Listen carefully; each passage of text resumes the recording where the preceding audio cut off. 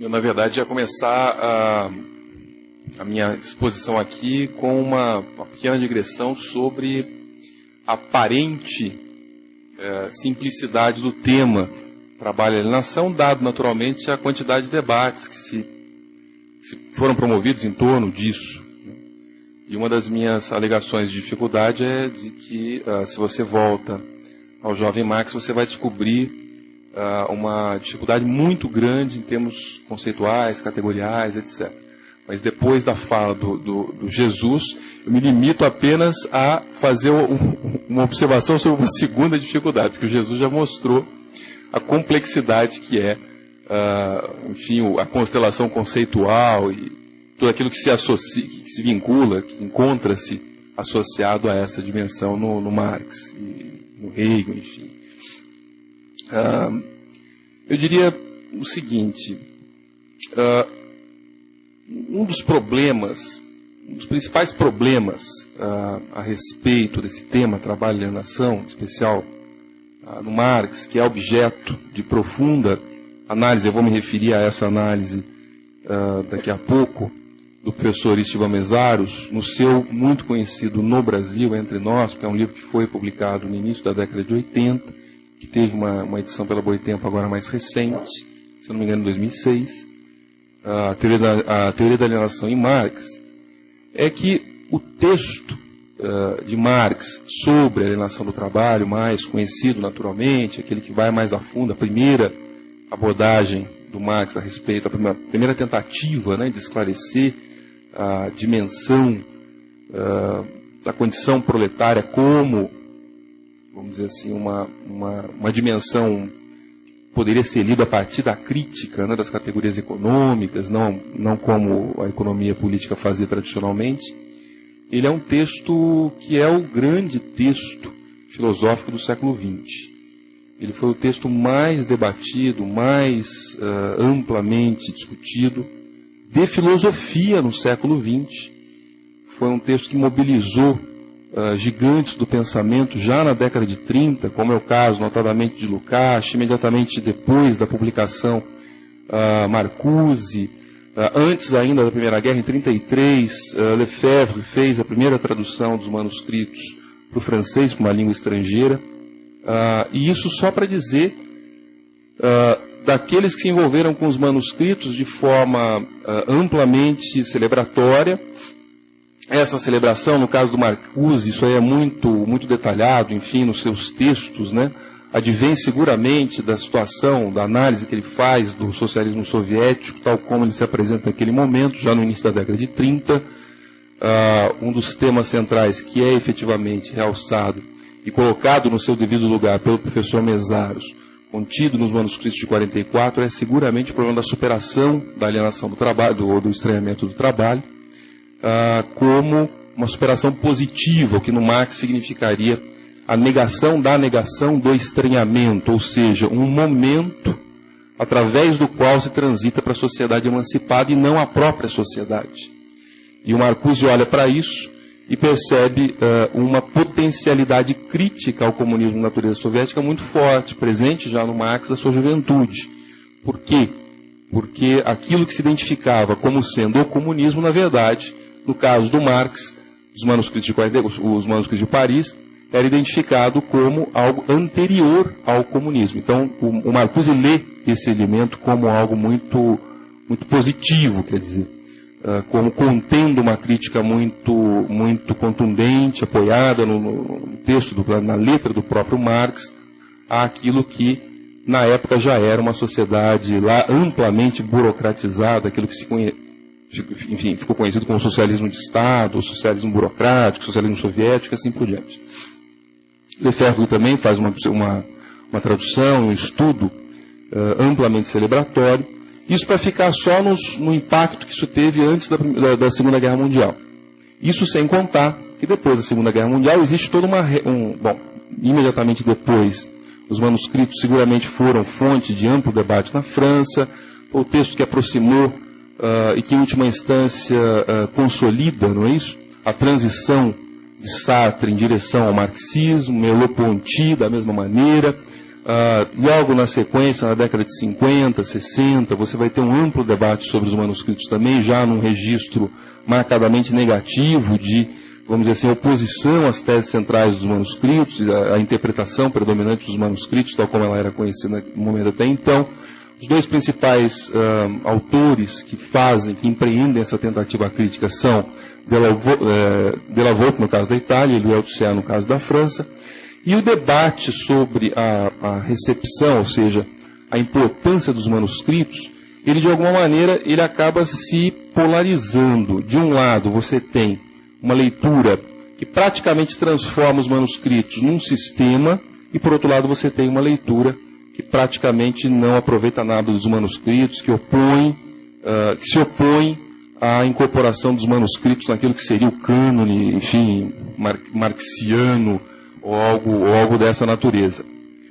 Eu diria que o trabalho do professor Esteban Mezaros, ele é exatamente o trabalho que supera essas oposições.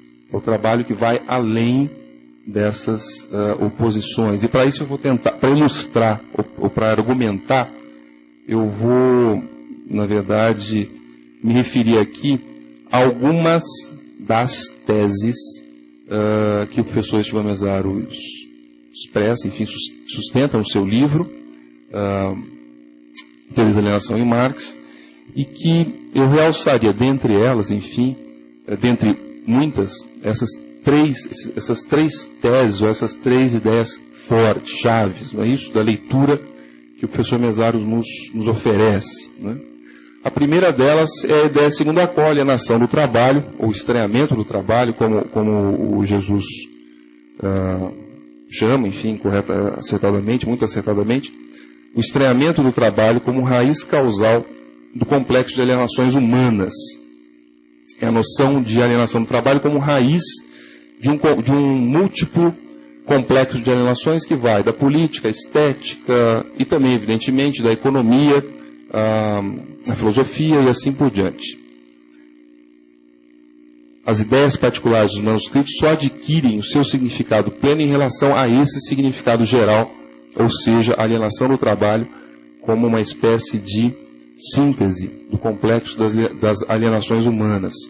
A segunda dimensão é aquela que diz que aquela que afirma, né, o estranhamento do trabalho, a problemática do estranhamento do trabalho nos manuscritos como um balanço associado a um monstruoso, porque desmedido, programa de investigações futuras que Marx empreende naquele momento.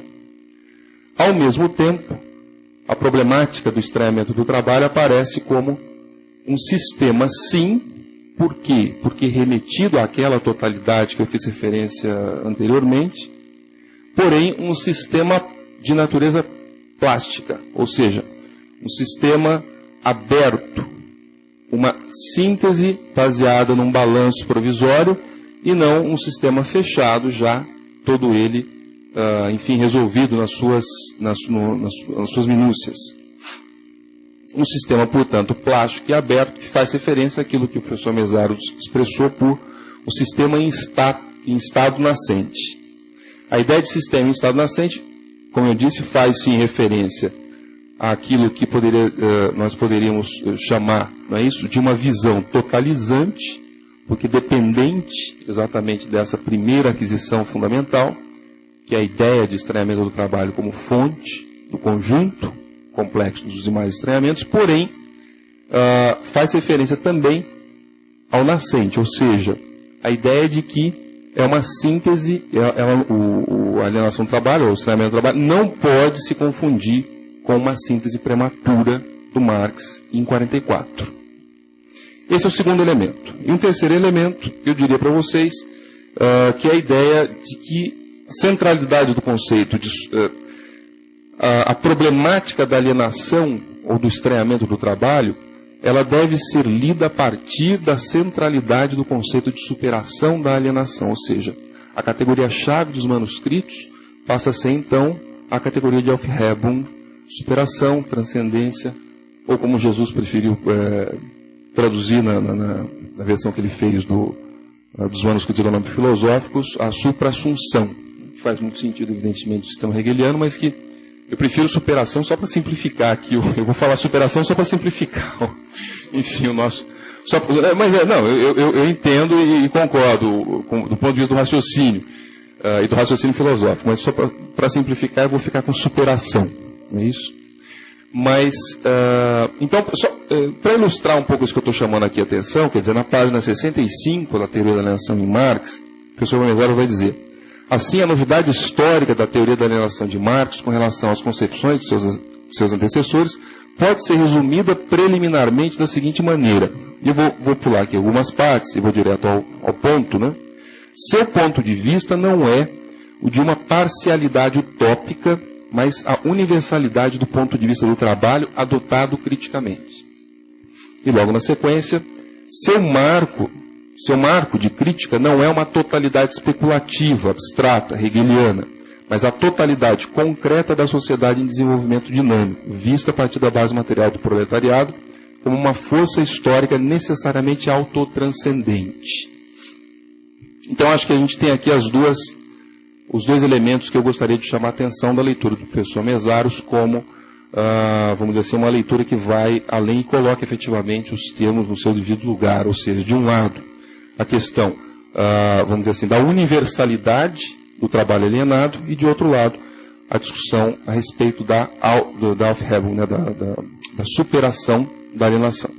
Então é um pouco isso que eu gostaria de chamar, apenas isso, né, que eu gostaria de chamar a atenção aqui de vocês. E gostaria de chamar a atenção porque me parece que sim, existe uma dimensão de atualidade muito grande aí. O meu argumento é mais ou menos o seguinte: se nós acompanharmos o desenvolvimento do que veio a ser conhecido como marxismo ocidental, nós perceberemos que os manuscritos de 44 foram o principal fator de transição interna daquilo que eram as problemáticas centrais do marxismo até aquele momento, que gravitavam em torno dos temas da política e da economia, para a filosofia. Ou seja, num certo sentido, a trajetória do Marx da filosofia para a política, culminando na crítica da economia política, ela foi invertida pela recepção, né, pelo sucesso e, naturalmente, pelo contexto histórico. Quer dizer, o contexto histórico da década de 30, início da década de 30, quando foi, enfim, resgatado, restaurado, Riazanov, Lukács trabalharam sobre os manuscritos originais, etc., assim, e posteriormente publicado, era o contexto, vamos dizer assim, profundamente estruturado em torno da derrota da Revolução Alemã, da derrota da Revolução Italiana, do advento do nazifascismo na Europa e, sobretudo, também do advento do stalinismo na União Soviética. Então, era esse o contexto e essas eram as determinações históricas que efetivamente explicam o porquê que o marxismo se desloca para aqueles que são os temas mais próprios, tanto da discussão epistemológica, metodológica, ontológica, estética, as discussões filosóficas no sentido mais amplo. Mas, ao mesmo tempo, depois da Segunda Guerra Mundial, você tem também uma corrente predominante, importante do marxismo, tanto na Europa quanto nos Estados Unidos, a teoria crítica, você tem uma ampla incorporação da ideia de proletariado, de condição proletária, como classe estranhada. Talvez o mais conhecido texto representante desta tradição, ou desta interpretação da relação entre trabalho e alienação, seja o texto de Marcuse, The One-Dimensional Man, né? o Homem Unidimensional, que foi aqui no Brasil, eles inverteram o título e o subtítulo, saiu como a ideologia da sociedade industrial, o Homem Unidimensional. Onde efetivamente a classe proletária, o proletariado, e ele está evidentemente escrevendo sobre o fordismo já no pós-Segunda Guerra Mundial, está tematizando o modo de desenvolvimento fordista pós-Segunda Guerra Mundial, a condição proletária, o proletariado aparece como classe estranhada, ou seja, uma classe integrada à estrutura, não é isso? A cadeia, o ciclo infernal da alienação, incapaz de romper com essa cadeia, incapaz de romper com essa integração. Eu não vou aqui entrar muito em detalhes a respeito de quais são os fundamentos do raciocínio do Marcuse nesse texto. É um texto magnífico, recomendo que todos leiam, debatam, problematizem, etc. Apenas aludir isto, ou seja, a representação que se faz, uma parte da Europa, sobretudo o marxismo nos Estados Unidos, a partir dessa leitura crítica do marxismo, associa em grande medida o proletariado, ou a condição proletária, à alienação, à classe estranhada. E o que o professor Mezzaro está dizendo é um pouco o contrário disso. Não é exatamente o contrário, porque essa dimensão encontra-se presente nos manuscritos, evidentemente. Porém, o que o professor Mezzaro está dizendo é que a categoria-chave para se entender os manuscritos de 44 é exatamente a categoria de Aufhebung, de superação. Então a minha proposta um pouco é trazer essa discussão, vamos dizer assim, para hoje, enfim, para essa mesa, né? Vamos colocar assim. E eu diria para vocês o seguinte: sim, o problema da alienação, ou o problema do estranhamento do trabalho. Marx, como todos nós sabemos, nos manuscritos, é a parte mais conhecida seguramente dos manuscritos de Paris. Marx define 3 grandes dimensões, não é isso, da determinação da alienação, do estranhamento do trabalho. A primeira delas é aquilo que a gente poderia associar com a alienação, o estranhamento em relação ao produto, não é isso? O trabalho se torna objeto, e o objeto do trabalho enfrenta o seu produtor imediato, o seu produtor direto, como uma potência estranha. Essa seria a primeira dimensão, vamos dizer assim, da alienação, ou do estranhamento do trabalho. Associado a isso, existe também o estranhamento em relação à natureza exterior, quer dizer, não vou entrar aqui muito em detalhes, mas apenas citar essa primeira dimensão. Existe uma dimensão que estabelece a mediação entre o objeto e o gênero, alienação em relação ao produto do trabalho, alienação em relação ao gênero humano, que é a alienação em relação ao processo de trabalho. Nesse quesito, o Marx efetivamente se mostra, vamos dizer assim, uma ênfase profunda, né, na questão da condição proletária alienada ou estranhada, né? Dialogando, inclusive, fortemente com textos anteriores dele próprio. Eu chamaria atenção para, por exemplo, para o fato de que o processo de trabalho nos manuscritos aparece basicamente como autoestranhamento, como perda de si no interior do trabalho, como mortificação, como animalização do produtor. Uma passagem que é muito conhecida, Marx vai dizer que o trabalhador ele foge do trabalho como o diabo foge da cruz, como, enfim, se fugiria de uma peste. Eu estou tentando achar aqui exatamente a passagem, mas eu não estou aqui. Enfim, na página 83 da tradução do Jesus, o trabalhador só se sente por conseguinte, em primeiro lugar, junto a si, quando fora do trabalho, e fora de si, quando no trabalho. Está em casa quando não trabalha, e quando trabalha não está em casa. E logo na sequência ele vai dizer isso, que o trabalhador foge como uma peste, foge do trabalho como uma peste, enfim. E finalmente, vamos dizer, essa é a mediação entre a alienação do produto, do trabalho, do objeto, e a alienação do gênero, que também aparece com muita contundência, caracterizando, por assim dizer, ou coroando aquilo que seria a condição proletária como classe estranhada, né? O Marx vai dizer que a vida produtiva aparece apenas como satisfação de uma carência, não é isso? Na verdade, o processo de trabalho ele é apenas um meio para se satisfazer uma carência toda ela contida na necessidade de manutenção da existência física. E na produção do mundo objetivo, o homem se conforma como ser genérico, ou seja, quando arranca do homem o objeto de sua produção, o trabalho alienado, o trabalho estranhado, arranca-lhe sua vida genérica, sua efetiva objetividade genérica. E aí ele lista o que significa efetivamente, explica, né? O que significa arrancar do homem sua vida genérica.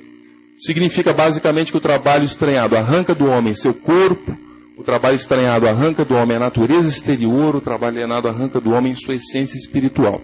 Então é realmente um processo de despossessão radical. O trabalho estranhado arranca do homem as suas determinações humanas. Não é isso? E aí nos colocamos o problema da Aufhebung, ou seja, se o trabalho estranhado arranca do homem todas essas dimensões que fazem do homem humano, como compreender a Aufhebung, ou seja, como compreender a superação do estranhamento do trabalho. Essa é a questão, enfim, que os manuscritos levantam, efetivamente. Ou seja, como compreender a negação da negação, a superação positiva do estranhamento. O Marx, ele, vamos dizer assim, ele na verdade, a partir de uma série de problematizações, incorporações, elaborações, críticas, em especial apoiando-se em grande medida nos trabalhos de Frobe a respeito da alienação religiosa e do paralelo com o humanismo e com o ateísmo, o Marx vai dizer, e esse é um aspecto que talvez as pessoas não saibam, mas nos manuscritos de 44 que o Marx, pela primeira vez, se diz comunista. Não de um tipo especial de comunismo, mas é a primeira vez onde ele afirma isso, né, categoricamente. Até então ele nunca havia se colocado, enfim, como comunista. Nos manuscritos ele diz. Obrigado. Ele diz exatamente isso. E eu diria, né, bom, esta Aufhebung, ela é pensada em termos abstratos. Ou seja, a relação entre, de um lado, a condição proletária, isso que o professor Mesaro chama, não é isso? De universalidade do ponto de vista do trabalho, adotado criticamente. Ela, por outro lado, a relação entre este trabalho alienado, estranhado, e o processo de superação, ou seja, o comunismo como negação da negação do trabalho estranhado, como mediação à comunidade humana, esta relação ela é feita de maneira abstrata. E ela é feita de maneira abstrata por quê? Porque faz parte de um processo, sim, de desenvolvimento e amadurecimento das categorias, como o professor Mesaros coloca, ele chama, né, de um sistema em estado nascente, diz respeito a essa dimensão plástica, portanto, não definitiva, uma síntese, vamos dizer assim, não definitiva, um balanço mais do que propriamente uma síntese da sua evolução teórico-política, conceitual. Até então, até aquele momento, representa claramente um evidente progresso em relação, por exemplo, aos textos anais franco-alemães, enfim, que também são publicados em 44, mas escritos no segundo semestre de 43, quando ele ainda morava na Alemanha, quando estava em Kreuznach. Mas, principalmente, esse elemento abstrato, ele bloqueia a compreensão de, afinal de contas, quais são os instrumentos reais do processo de desalienação, ou seja, do processo de superação da cadeia infernal dessas alienações. Porém, e como o próprio professor Mesaros cita aqui nessa passagem que eu disse para vocês, quer dizer, o marco da crítica não é a totalidade especulativa abstrata, mas a totalidade concreta da sociedade em desenvolvimento dinâmico, vista a partir da base material do proletariado como uma força histórica necessariamente autotranscendente, ou seja, universal. No final dos manuscritos, o Marx já refletindo nesse sentido, né, a sua própria experiência pessoal com o movimento operário francês, com o movimento comunista na França, em especial Marx ele foi, ao que tudo indica, né, bastante influenciado pelo grupo, ou travou contatos, isso aí está, ele próprio diz, ele e o Engels dizem isso na Sagrada Família, o grupo de Flora Tristan, que na época se chamava Fraternité, Gades, Ami, Pilot, enfim, outros do Grupo União Operária, né, que publicou vários jornais com vários nomes. Um grupo que tinha, segundo o próprio Marx da Sagrada Família, era o grupo comunista mais avançado, não é isso? Mais completo, o materialismo mais avançado da época, não é isso?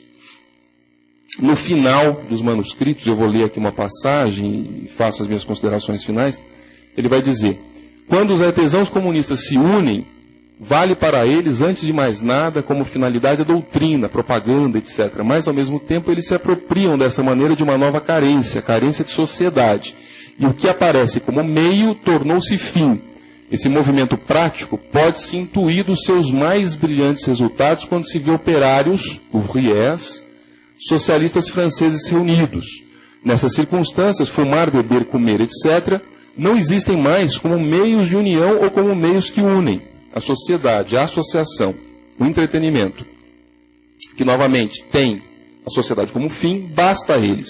A fraternidade dos homens não é nenhuma frase, mas sim verdade para eles, e a nobreza da humanidade nos ilumina a partir dessas figuras endurecidas pelo trabalho. É curioso que na carta de 11 de agosto, que o Marx vai mandar para o Frobe, ele praticamente repete essa compreensão, quer dizer, numa carta datada de 11 de agosto de 44, o Marx, endereçando ao Frobe, vai dizer: seria preciso que o senhor tivesse assistido a uma reunião dos operários franceses para que se atinasse do ardor juvenil da nobreza de caráter que se manifestam nesses homens arrasados pelo trabalho, que se manifestam nesses homens arrasados para o trabalho. Eu vou pular aqui. A história forma, por entre esses bárbaros da nossa sociedade civilizada, o elemento prático. E veja só, não é mais o elemento passivo, como aparecia, né? Base material, elemento passivo nos textos de 43, né? Não é mais o elemento... nossa sociedade civilizada, o elemento prático para a emancipação humana. Eu acho que dessa forma, quer dizer,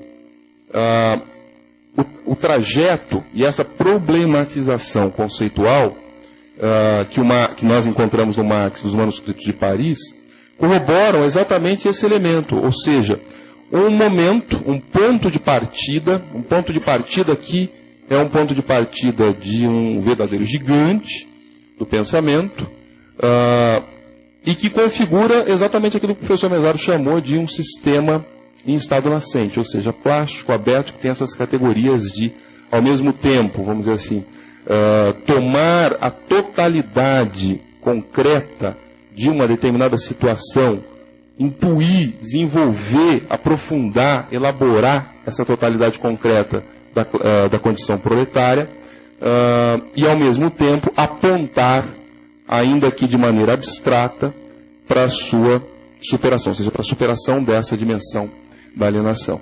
Dentre outras coisas, a gente poderia pensar, hoje em dia, quer dizer, essa problemática, quando, enfim, vivemos aí um momento de crise, quando vivemos um momento de, no caso brasileiro, ainda de relativa passividade da classe trabalhadora operária, diante, efetivamente, das condições políticas e econômicas, enfim, colocadas, né, frente a ela, podemos pensar que, sim, é possível, como Marx fez e como o professor Meszaros reiterou na sua obra, A Teoria da Alienação em Marx, é possível sempre pensar o processo de Aufhebung, de superação da condição proletária, como autossuperação do próprio proletariado. Os manuscritos de 44 apresentam isso, ainda que de forma abstrata, pela primeira vez, de forma problemática, pela primeira vez, mas coloca a pedra sobre a qual o construto teórico vai se desenvolver a partir de então. Então é um pouco esse o recado que eu queria